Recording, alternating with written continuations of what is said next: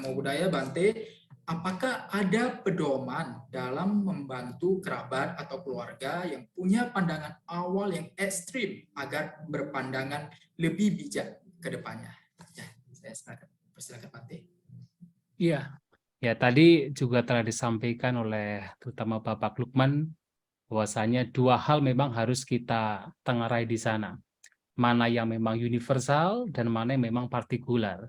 Ini yang memang penting sekali agar kita tidak terseret ke dalam pandangan ekstrim, maka yang universal ini, katakan yang paling penting ini harus dipegang, termasuk kemanusiaan. Kalau dalam ajaran Buddha, 3 hal ya terutama yang harus dipegang. Yang pertama adalah jangan lakukan apapun bentuk kejahatan. Jadi apapun hal yang buruk itu jangan dilakukan. Kalau sesuatu tidak bermanfaat bagi diri sendiri dan juga orang lain, sesuatu itu merugikan bagi diri sendiri dan juga orang lain, jangan dilakukan. Yang kedua adalah senantiasa melakukan kebajikan atau kusala supasampada. Jadi apapun yang baik, yang bermanfaat untuk diri sendiri dan juga orang lain, itu lakukan. Nah, yang ketiga adalah bagaimana dalam kehidupan sehari-hari senantiasa untuk selalu berpikir positif. Apapun hal pikiran yang buruk, yang negatif, kebencian, keserakahan, arogansi, iri hati, cemburu, dendam, yang buruk-buruk itu harus dilenyapkan. Jadi tidak membiarkan pikiran-pikiran yang buruk.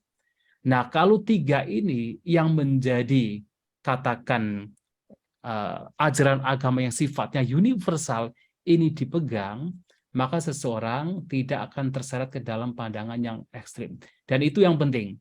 Sementara yang partikular seperti tadi juga disampaikan, misalnya mana yang benar, apakah jubah seperti yang saya kenakan sebagai seorang biku berwarna coklat, atau jubah misalnya dalam Mahayana yang berwarna abu-abu. Apakah ritual dalam Theravada atau ritual dalam Mahayana? Mana yang benar? Nah, yang seperti itu hanya dikatakan diajarkan, hanya disampaikan kepada golongannya masing-masing. Tetapi yang universal inilah yang memang harus betul-betul ditengarai dan harus dipahami untuk dijadikan sebagai pedoman. Kalau yang universal ini dijadikan sebagai pedoman, maka tentu seseorang tidak akan terseret ke dalam pandangan yang ekstrim atau tindakan yang sifatnya ekstrim. Itu yang memang saya setuju sekali dengan Bapak Lukman Hakim Saifuddin tentang 2 hal ini. Dan ini menjadi satu masukan bagi kita semua. Ya, saya kira demikian. Terima kasih.